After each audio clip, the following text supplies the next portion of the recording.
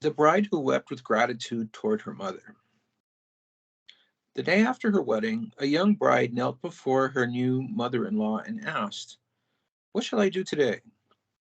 The old woman kindly said, "My dear, there's no hurry. You must be worn out, so just rest." "I'm not a bit tired. I'm not a terribly good seamstress, but if you like, I could help with the sewing." "Why, that's very thoughtful of you. Perhaps I will ask you to sew me a new kimono then. Take all the time you need." The older woman produced some crimson crepe fabric. Anxious to please, the bride stayed up late to finish the task.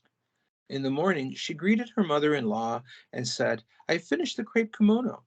I'm afraid the workmanship is clumsy, but please have a look."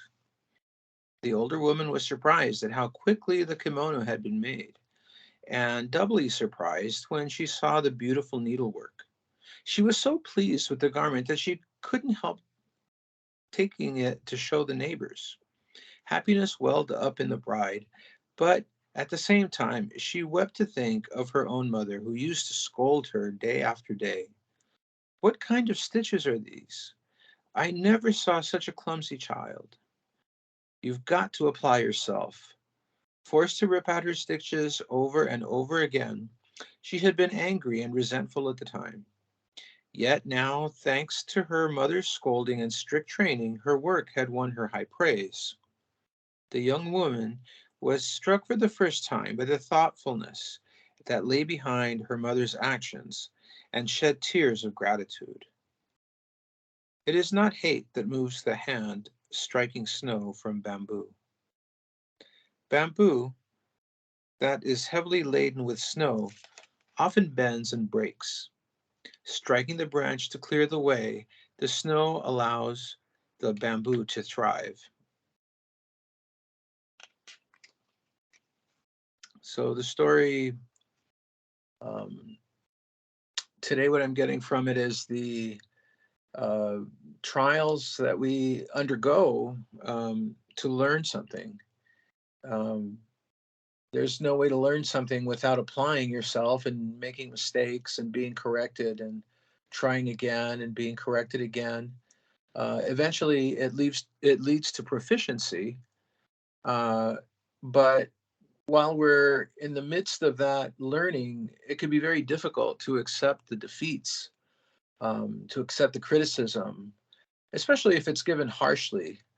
It sounds like this bride's mother was very strict in her style of teaching, but it instilled in her the desire to perform high quality work, and it taught her the muscle memory needed to produce that type of work.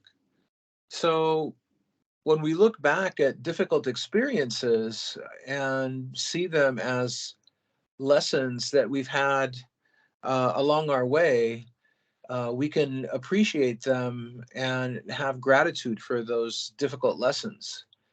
And it's kind of a way to realize that the difficult path that we're on now is going to lead us to a place of um, wonderment and fulfillment, even though it's difficult now.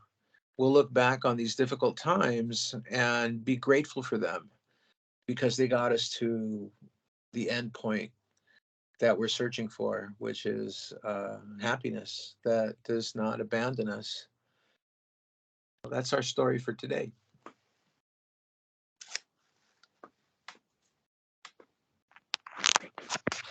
Okay, very good. Thank you so much, Rick, for reading and explaining the story for us. So indeed, without doing something and getting feedback to get corrected, that's very difficult because it goes against our desire for respect and recognition. But to withstand that and grow, then we can experience a happiness unlike anything we've known before. So good job, everyone, for being here. Today is a webinar day. Yeah, if you don't have the link, if you qualify for it, but you don't have the link, feel free to ask me and have a good evening. Goodbye.